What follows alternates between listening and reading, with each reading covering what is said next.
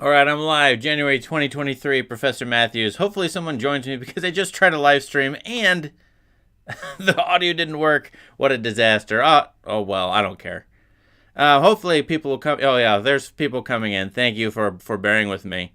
I tell you what, I mean, my technology failed. It was some stupid default setting that defaulted back, and that doesn't matter. I was watching a basketball game the other night. It was the Denver Nuggets, if you care about basketball. Oh well, but someone dunked the ball, bent the rim, and there was a 30-minute delay while they had to replace the rim in the game. I had never seen that in my life. Talk about technical failures, and that was late in the game. Anyway, movies, January. What are your recommendations? What do you want to watch?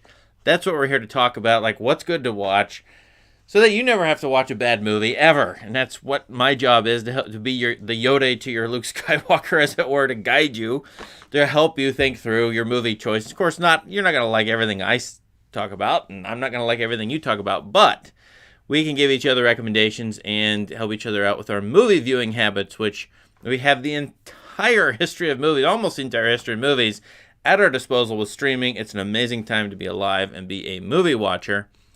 So, glad to see, yeah, welcome, Happy New Year. And I'm assuming, yes, it looks like my audio, yeah, it's working, great. All right, why do I have the random movie picker up? I think I'm going to do that in just a little bit. I was going to plug a couple things for Bear With Me in my Substack. I just started it. I've written a couple Substacks, but I found out this is the best way to, if you're going to give me Super Chat or something like that, which I totally appreciate and I kind of need, the better thing to do, sorry YouTube, is to donate here and just to pay for a month and then cancel and go back to the free Substack. But I'm going to try to write this year. That is, I don't have New Year's resolutions. I try to develop skills or new skill every year, and I do have written a lot, but not so much for the public. So I'm going to try a Substack this year and do my best at it, practice it, and that goes straight through email. So you get updates from me. Now I do write on Letterboxd, as many of you know. So you do. Some of you pay attention to this. My Letterboxd account, Letterboxd with the D. Go over there and we can follow each other and you can see what I'm watching and what I write about. And most of these are really, to me, notes to myself. They're not for the public consumption, but I do allow, it's kind of a film diary for me in a way. And I actually get a lot out of writing to myself. I read things I've written several years ago and like, oh, I don't even remember that movie, but that does remind me of it when I read the note on here. But go ahead and follow me here. But my Substack will be a little bit more serious writing effort, and I do or try to include pictures, as you can see here. So that's my Substack. Anyway, what do we do in this live stream? Well, you contribute. So what are your recommendations? What do you see as I'm going through these lists that you would recommend to other people, or even comments you have, or questions? So I will take some questions later on. This is a slow movie month. I mean, there's not a lot coming out. In fact, oh, my Letterboxd ID handle, isn't it? What is it? Is it just Josh Matthews? I think. I mean, that's the URL up here. It must be. Twitter is Dr. Josh Matthews. Okay, yeah. I think you can find me on there. By the way, Substack, Letterboxd, anything else is down in the video description. So check it out if you need an answer to that question. It's all down there. What I was saying was, normally, in the comments, you guys give me things to watch, which is fantastic. I've actually done a lot of videos on this channel because of what people have recommended to me in the last three or so years. Yeah, it's been 3 years. And, I plug Criterion Channel. They don't pay me anything. I just think it's great. Curated Collections, a great, great streaming service. So that is one of my go-tos. And I mean, to me, I only pay $89 or it's $90 a year. Maybe because I'm a founding subscriber, but I don't know what the going rate for this thing is. It is dirt cheap for a full year of stuff. So I also want to go through what's leaving Netflix, just because it's a movie list. I always like to go through the what's leaving list. I know some of you guys have heard this from me before, but I go through the what's leaving these streaming services list because sometimes they just disappear for a while or they're hard to find. So, there is one thing I wanted to say before I really get going.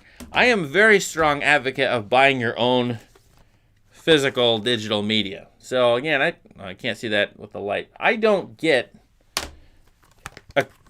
nothing from anybody for putting these things out here. So I bought these things. I got the Jim Jarmusch collection. and so on. The reason I say this is because two recent movies I've watched, One Flew Over the Cuckoo's Nest. I tried to find the disc. I watched the streaming version of it. I didn't have the disc. And while the streaming is available, okay, you can buy it there. That still means that Amazon or whoever houses it or owns it, and who knows when will cut your access off to it. That's why I like physical media, for one thing. And then I rip it to my computer and it can use it in other ways. But One Flew Over the Cuckoo's Nest, you know, that famous 1970s movie, still great. Jack Nicholson in an insane asylum or a mental institution. It's super high priced. I just checked Amazon again today. You'd have to get, in American dollars, it's $27, which is a lot for that movie. I'm like really surprised. It's super expensive. I know Criterion discs seem to be that much, but that movie seems to be like most. I would think that would be a lot cheaper, at least half that price. And then I went and looked at, oh man, where is it at? Jean de Flore, which is one half of a wonderful two-movie epic, which I strongly recommend.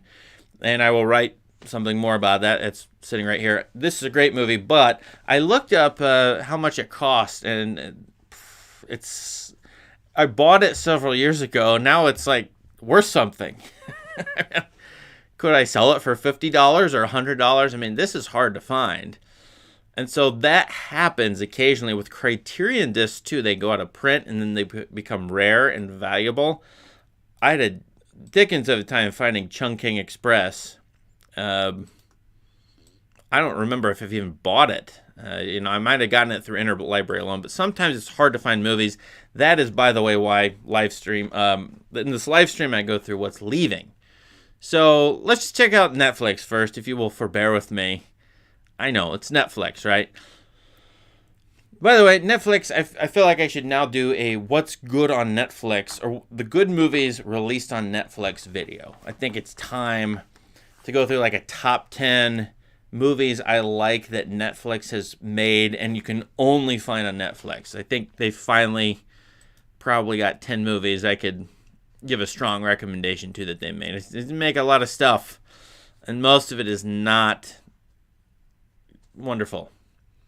But I'm looking through this list, and there's a lot of ordinary stuff or okay stuff. Fine, great. There's Clockwork Orange sitting there.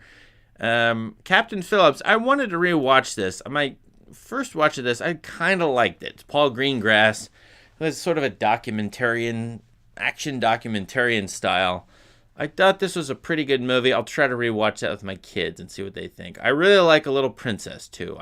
Alfonso Cuarón making that movie, which is a famous book by Frances Hodgson. So I recommend that, too. And you can find these lists on the internet. They're not hard to find.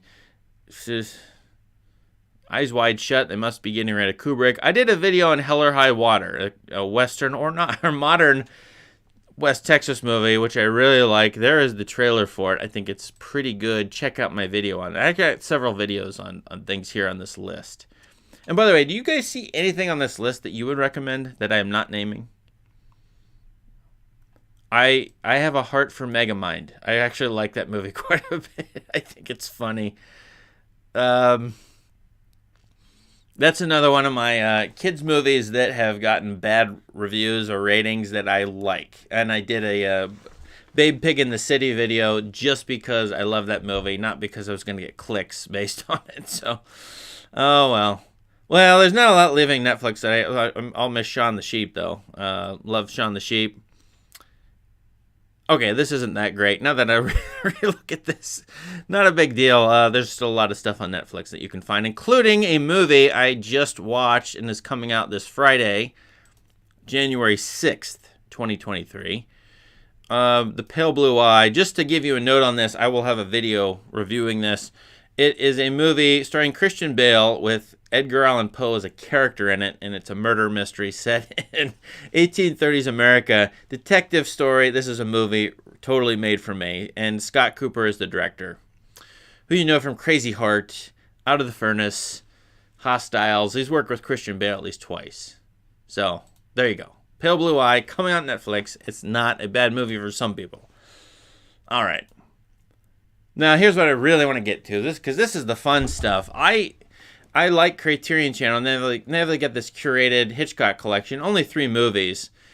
And again, if you buy physical media, Blu-rays, 4Ks, whatever, you can definitely find a Hitchcock collection that would have those movies in it. So they're not hard to find.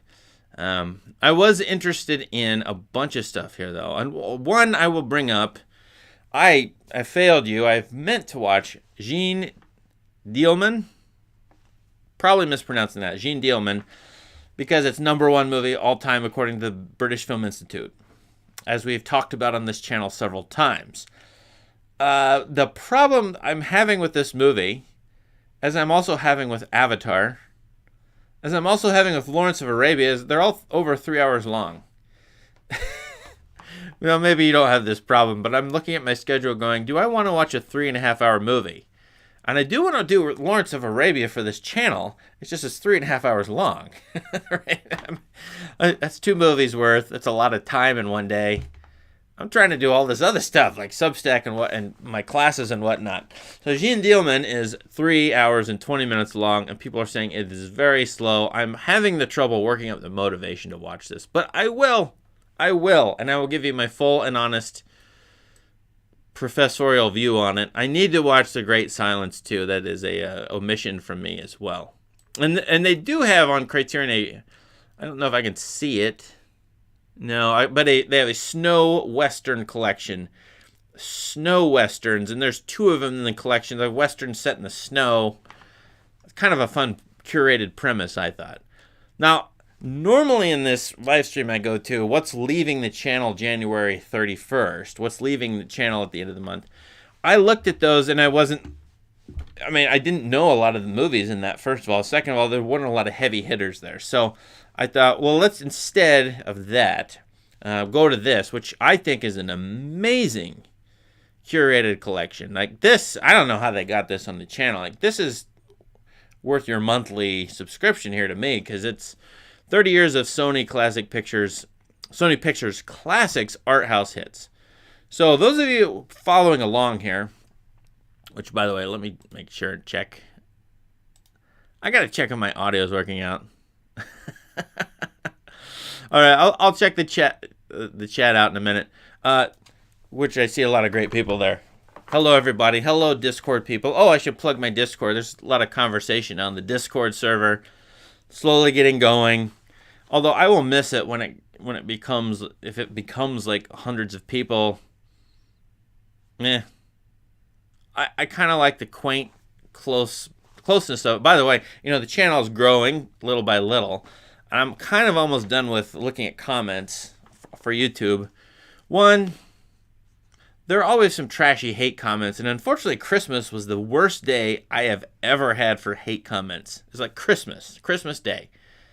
Not the day after, not the day before. It's Christmas Day. Okay, so hate comments are there, but also there's just a lot of comments. It's hard for me. I used to answer every single comment on YouTube. I can't anymore. There's too many of them. So unfortunately, but if you want to talk to me, Discord right now, it's small enough where, we can have a conversation. We can ask questions and so on. Anyway, chat people, what on this curated collection would you watch? What do you like here? So I grew up with Sony Pictures Classics. I remember it. And it's kind of had I thought it was a strong reputation from the beginning. I mean, I know the word classics is an oxymoron because it's like you can't have a modern classic or an instant classic. Is there such a thing as an instant classic? That's marketing hype, probably. But, what they were trying to do, obviously, was like sort of this higher, I would say lower art house, higher middle-brow cinema.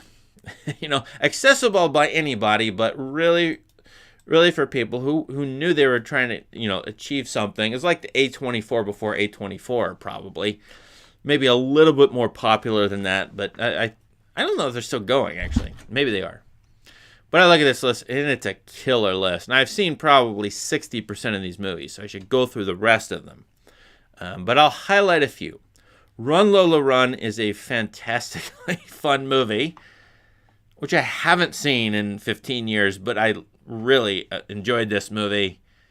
can't remember if it's too violent for me now. Maybe it is, but check it out because I want to say it's a European film, but I could be wrong. I don't know Tom Twyker. I need German. It's a German movie, yeah. So there's that. American movie is a weirdo documentary about a bunch of local yokels down in out Wisconsin who are trying to make a stupid horror movie. It may not be stupid to them, but it's kind of stupid. So it's like, people trying to make a movie, have dreams of making a movie, and, it's going to fail. It almost feels like a Christopher Guest movie, one of those mockumentaries, but it's real. And I kind of appreciated that one, too. You should check that out. Another documentary, and you may not know either party here. Robert McNamara was the Secretary of Defense. I want to say Secretary of War. It switched from war to defense during the Vietnam War. But during the Vietnam War, Robert McNamara, who was I want to say it was the CEO at Ford Motor Company, and then became the Secretary of Defense. It's he's got a weird story, but this is Errol Morris, the great documentarian who, he's got the kind of camera that allows the subject to look into the camera but think they're looking at him. And you get Robert McNamara, and Errol Morris has done this several times now, interviewing like higher up Washington, D.C. officials, but really interesting movie about the Vietnam War period. I strongly recommend that. I was blown away by that when I first watched it. It kind of helped change my mind about several things in the world at large, actually. 2003. Formative period for me, I think. Lives of Others is a fantastic movie I've covered up my channel about spying in East Germany, someone listening to somebody else. 1984-like, George Orwell-like movie. House of Flying Daggers, Offside, good. Paprika, people really like that. Waltz with Bashir, very good. I don't know where to start and stop here. And there's a bunch. Another Year is a wonderful, wonderful movie. You should watch that. Everybody here should watch this. Another Year. I've not covered it on my channel. I fully intend to. Mike Leigh, British director, it makes a wonderful movie that takes place over the course of a year, if I remember correctly, and it's 4 seasons of the year. It just, so good. What am I going to say? I should just cover it on my channel. Go watch it. Everybody Knows a Separation. I think it made the top 100 list on the BFI. Fantastic Farhadi movie, Iranian movie here, about a couple divorcing, right? And Footnote, which I covered on my channel as well, video on that. It's a great movie for those of us in academia. Anybody in college and higher education should watch this movie about a scholar whose son has eclipsed him. It's an Israeli movie. I love the ending to this. And, you probably see a bunch of others. Haneke is here and Incendies. I think you say it as Incendies. There's a bunch of movies. You can see this is all you need for movie watching this month. It's fantastic. Fantastic stuff. So, there you go. So, if I were going to sit down and pick 3 movies from this, I would tell people to watch Another Year, The Lives of Others, and then look, and if you haven't seen them, and then look up any of these other movies, and you can tell a little bit what would fit your taste, whether you want something animated, a documentary, something more American mainstream, or something from a different country. There's an infinite amount of stuff right here. House of Flying Daggers, I haven't seen that since it came out, but there was a time period in the United States, 5 to 10 years, where these Chinese action movies, which were quite well done, very well stylized, were popular. That was one of them, wasn't it? I think it was. So, can't go wrong here. I kind of like Pollock, too. I like the painter. I like... and I like this movie. Woo! Too many good ones. Like, why does anybody go watch terrible movies? Anyway, okay. So, one more thing. I rewatched Jaws. I had a comment or the question on my Discord, which was this. And here's a question for you. When have you ever changed your opinion on movies and why? Any specific movie. So you watched a movie and you thought it was great, and then later on you thought it was terrible, or vice versa. And why did that opinion change? And so I had Jaws marked down as 2.5 stars on Letterboxd, which I hadn't seen in probably 15 to 20 years, right? So I was in my 20s back when I last saw it. So 2.5 stars, and then I watched it yesterday, January 2nd. One of the first movies of the year. I thought, why not? I want to see it for film grammar purposes to see if I was wrong. And what really happened to me when I rewatched this movie, I was completely amazed by the score. Like, I know it's John Williams. Everybody knows that score. It's not the main Jaws theme that was interesting to me, although that's pretty good. It was everything else in every other segment of the movie in which there was music. It was a master at work. I think this is his best score. At least tentatively, I would say that. And I said on my letterbox, this is a top 10 movie score. The subtleties of his composition are remarkable to me. I don't know too much about music, but I know enough to kind of, I think, be able to make this claim. So that would be the only reason to watch this movie. Now, the reason I say that is because I came across a video several weeks ago, I think on Twitter, in which a bunch of composers like Hans Zimmer were praising the score to Predator 2 by Alan Silvestri. Predator 2. I'm like, well, if they think this score is fantastic, I got to rewatch this movie. And I did. It's on HBO Max if you want to check it out, Predator 2. And maybe you can have the ear to just hone in on the score for that movie. But that movie is so utterly gross and violent to me. I didn't appreciate it at all. Oh, man. And so I probably missed whatever subtleties were in Alan Silvestri's Predator 2 score, which Hans Zimmer thinks is one of the greatest scores ever. But this one is. So I watched Jaws. I thought, okay, it's a great movie for what it tries to be, which is a scary, giving people jumps, generating emotions. That's what Spielberg is excellent at, and generating emotions. But I have to say, in terms of a complexity of the movie, thematically, it is lacking in its category, which is monster movie fare. I don't find it to be that amazing of a movie. I think the character types are pretty simplistic. There's the police chief there, Roy Scheider. He's got a goober mayor who wants to keep the beach open, even though they've had 2 people, including a kid, killed by a shark. The goober mayor thinks the tiger shark did it as when they catch the tiger shark. And you look at the tiger shark, there's like no freaking way that could have eaten a woman. So the movie requires characters to be stupid, first of all. Like really, really stupid. And of course, people in real life are stupid. I get that. Okay. And then the last third of it is a fishing expedition, which is an actual phrase from the movie. It's well made. It's well made. It's for what it is. I just don't find it to be one of the great movies of all time, unless you think, movies are about music, sensation, and emotion first of all. But I like to use my head as well. So, maybe you see things in it I don't. There's probably some kind of psychoanalytic way of looking at this movie, some kind of theological way of looking at this movie. It was fine. It was fun. I've had fun watching the movie, quite frankly. Although, I read Moby Dick probably 5 times, maybe 8 times. I don't know. It's Moby Jaws here because Jaws just keeps getting hit and shot and hit and shot and keeps coming. Classic monster movie fare. I said Jason from Halloween, right? Like, it's Halloween. You hit the monster, kill the monster, it keeps coming back. And I think a couple harpoons would have taken this shark down, but whatever. Okay. It's realistic. That's the thing about this movie. It's realistic. It tries to be in some situations, but then it's totally unrealistic in other ways. Anyway, fun stuff. By the way, here is a theory for you all. Let me know if this is a legitimate theory.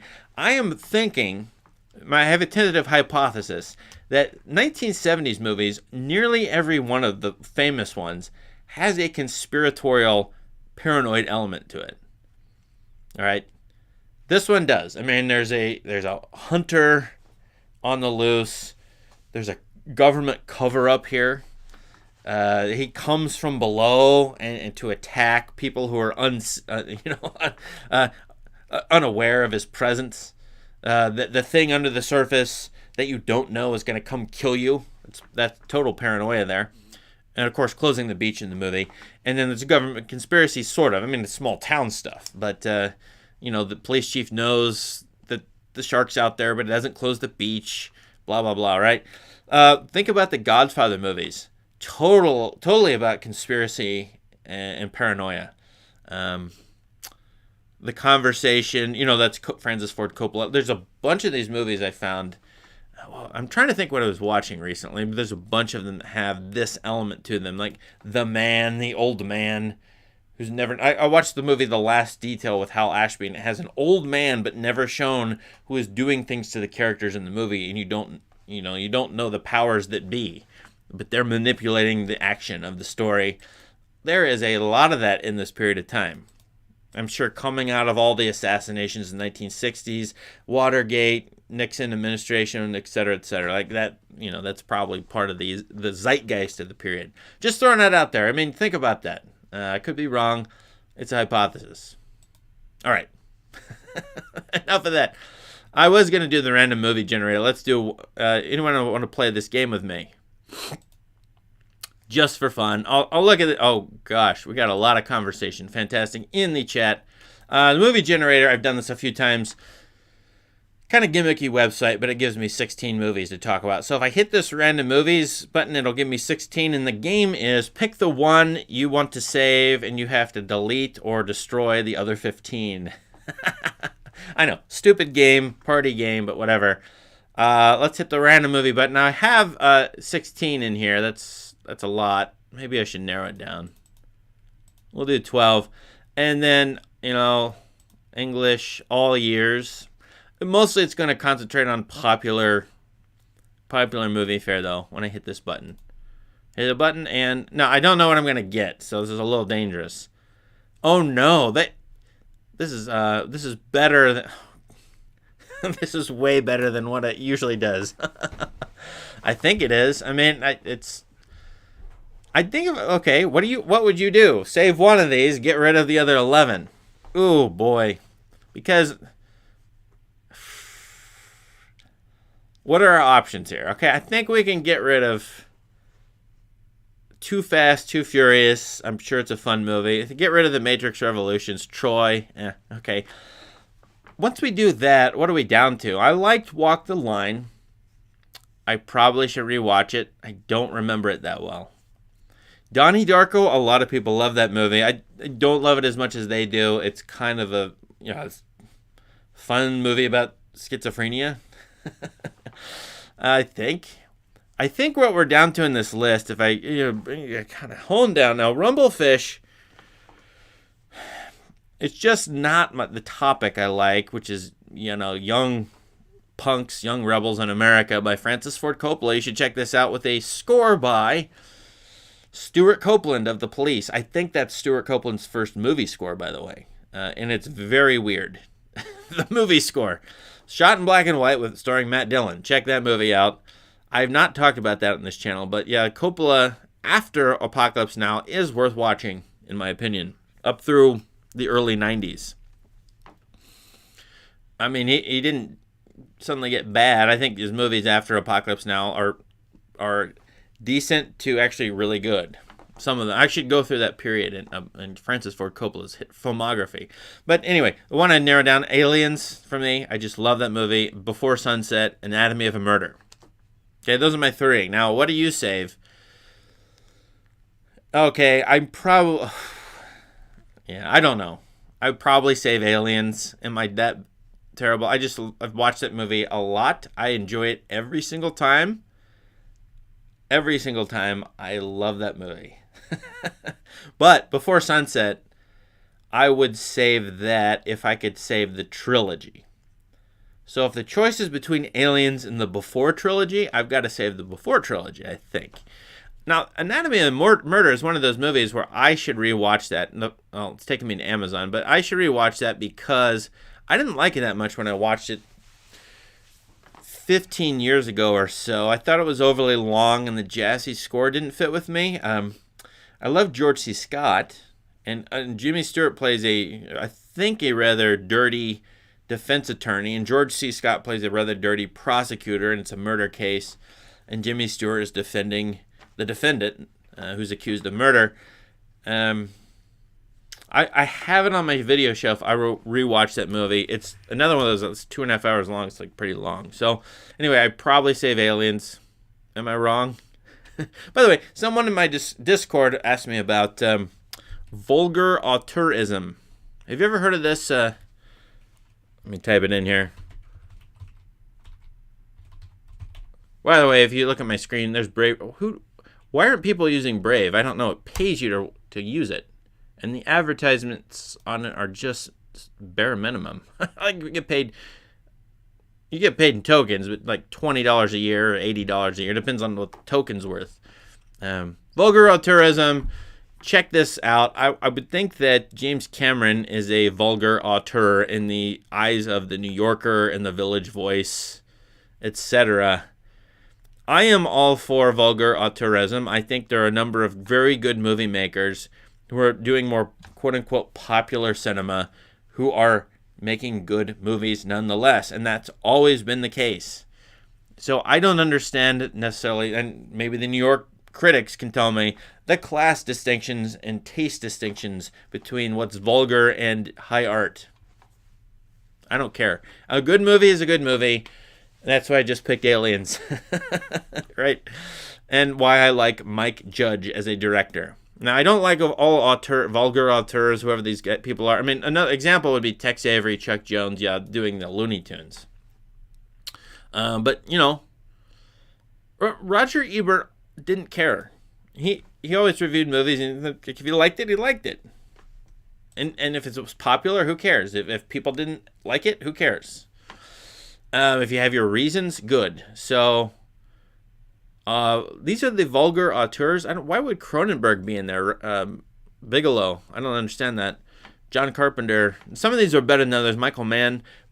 Proyas? Okay. But vulgar auteurs, here you go. I don't even know what the word vulgar means. Anyway, I'm saying that because the aliens thing, okay? So people are asking me, what do you think about vulgar auteurism? I'm like, I'm all for it. I'm all for a director getting to work over and over again and build up a body work that is a unique portrait of a mind or a way of thinking or a vision or something like that. Anyway, what do you think? Let's check out you, because I like you guys. Let me check out the live stream. I always look at the chat, so thanks for sticking with me and my technical difficulties. Okay, I'm looking at the chat now. Let me take that down. Who's here? Some of these people I know. Oh, Bifer the Hobbit says, thanks for recommending Big Bug. What did you like about Big Bug, Bifer? That movie will definitely disappear into the deep, dark recess of, film archives. But I like that movie quite a bit. I mean, I think I gave it 3.5 stars. It's only on Netflix. It came out last year. Oh. Hey, Sanday. I don't know how to pronounce your name. Mr. Singh. I really liked My Dinner with Andre. I was going to watch that over my holiday. I actually had it out to watch, and I chose to do something else. Jaws, for example. Yeah, My Dinner with Andre is a captivating movie about two guys having a conversation. Wally Shawn and Andre Gregory. You all should try to watch that movie. I have not seen it in probably 15 years, and I wonder if it's dated. So I don't know. I check that out.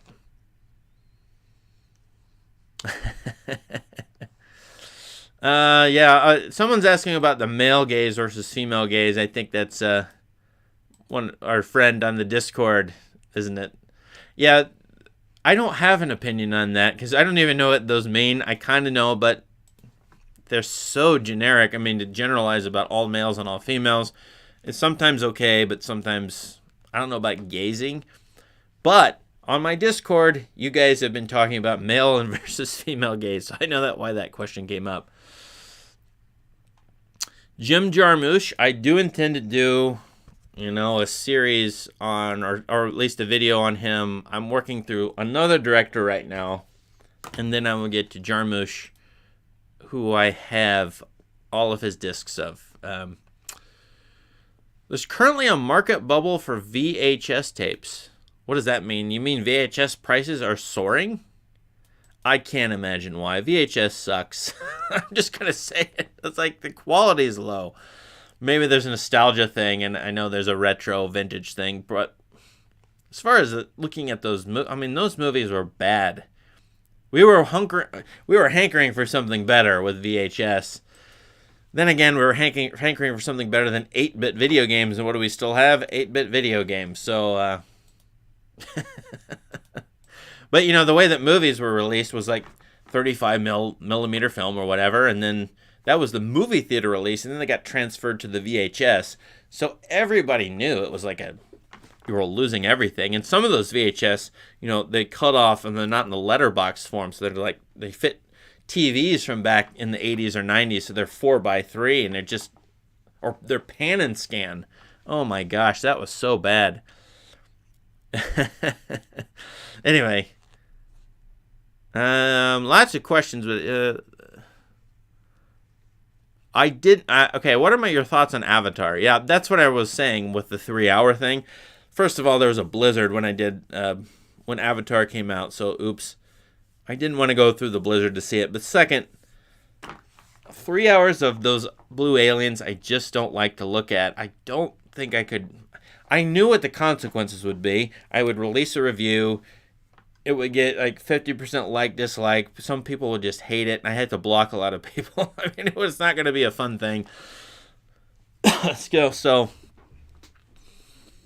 maybe I will like Avatar, though. The second Avatar. Maybe I will. I don't know. Mr. Singh says, wasted my 3 hours in a fake 3D water park. Well, you know, I'm down to this. Now, I discussed this on the channel, and some of you are there. I have these choices now. What are my entertainment options? Do I want to play a video game? And now I'm playing video games with my kids who are having fun with them. So, that's fun. Video games. Good ones. Or I could watch, I like basketball. I'm a basketball fan. I could watch a live basketball game. Or I could watch a movie. Or a TV show. So, with movies competing against all that, and then the run times have been growing as we've observed, 2.5, 3 hours long on these new big blockbuster movies. Like, you're taking a lot of time from me when I could be doing 1 to 2 other things that may be more fun than watching blue aliens in a 3D water park. I'm sorry, that's funny to me.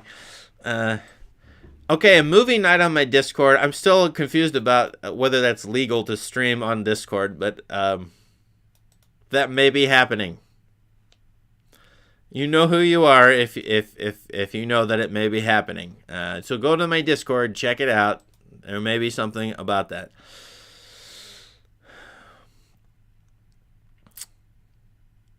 Yeah, there's some great recommendations here. Oh, in Omaha, you got 3 colors, huh? What is the art house theater in Omaha? I'm curious.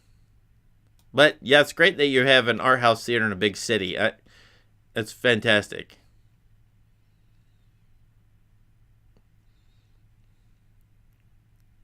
So many great recommendations. I mean, Mr. Garcia Castellar, I'm probably mispronouncing, sorry. He likes Midnight in Paris, and he likes Moon. I have never talked about either of those on my channel. I really like, well, do I really like it? Moon. It's actually quite a thoughtful science fiction film, and you all probably know, well, maybe you don't. Sam Rockwell is one of my favorite actors. I think he's great in just about everything, and he is the star of that movie. In fact, is he the only human in that movie? I mean, there are other voiceovers there, but I think he might be the only human in the movie Moon. So if you want to see Sam Rockwell do a solo act, there you go. Where should one start with? Oh, where did that go? Rainier? Werner Fassbender. Yeah, there. I couldn't find the comment. I don't know. Where should you start? The first thing I watched from him was The World on a Wire. I'm not sure that was a good starting point, quite honestly. I think everyone should try that. The movie I dislike quite a bit, but you might not. It's Ali, Fear Eats the Soul. try that. There's so many people love that movie. I did kind of a takedown of that on my Letterboxd. I found it to be not great. I didn't buy into the sentiments and emotions. You have to do that with that movie. And I had some problems with it. So, but Ali, Fury to Soul, that's probably one. Because it's short and it might get to his aesthetic somewhat. I'm not sure, though. That's a great question. I'm going to ruminate on that one. Devil's Backbone, yeah. Thank you, Evil Roy, for following the channel, discovering it. I appreciate everybody here. They're great. Great recommendations. Thanks for following, reading, etc. Have I seen the films in Martin Scorsese's World Cinema Box? Yes. I want to say number 1 and number 2. I could be wrong, though. I did deliberately go through them at some point in time. Let me actually look that up for you. If you may know, Martin Scorsese somehow got involved with the Criterion Collection and has released, I believe, now 4? No. I only saw 3. I think maybe the 4th is yet to come out. 4 collections. I gotta pull this up here. Hold on. Thanks for forbearing. Although I'm having a good time. Yeah, here they are. If you can see that.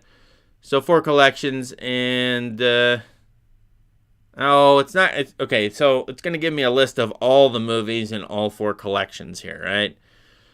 This is Wikipedia. That's not too helpful, but I think the releases have 6 movies apiece. I'll just click on number 1 here. So it is an excellent exercise to try to go through these.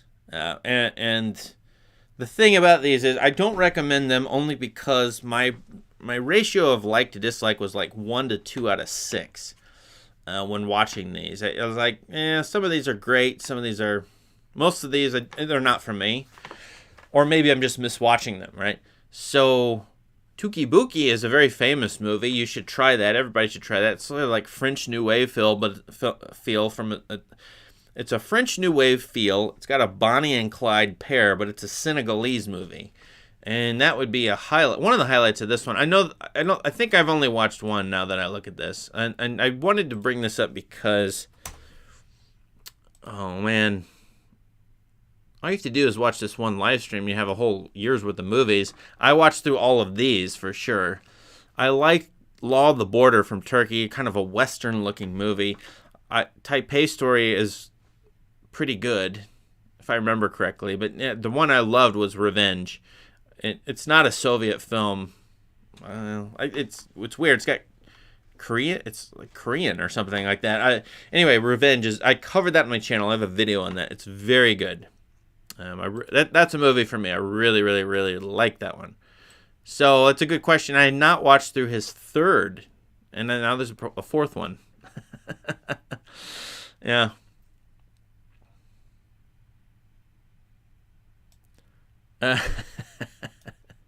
I'm back to the comments now. What do you think of the controversial movie Blonde? I never did see it. I didn't watch it. That's all. I don't know anything about it. I don't have anything for or against it, actually.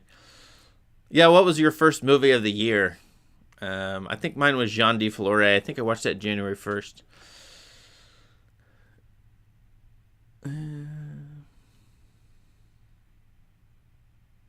Oh, The Ascent. Yeah, some people will like The Ascent.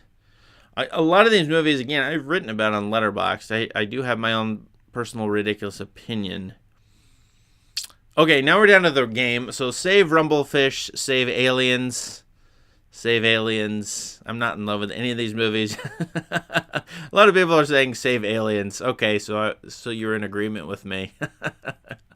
The other one, by the way, okay, Carl brings this up. RRR, I think that's how you pronounce it, on Netflix, which I never did see. Again, that's another 3-hour movie. Is that any good or not? I don't know. So, whew.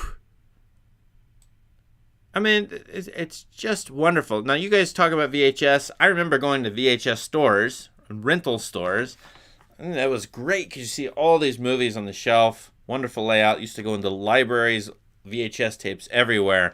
That was what we had. I'm sounding like an old man. That was what we had in my day. And now you've got so many choices. I don't know where to start. And my watch list, I don't know about your watch list. Mine keeps growing. And I'll die before I get to them all, right?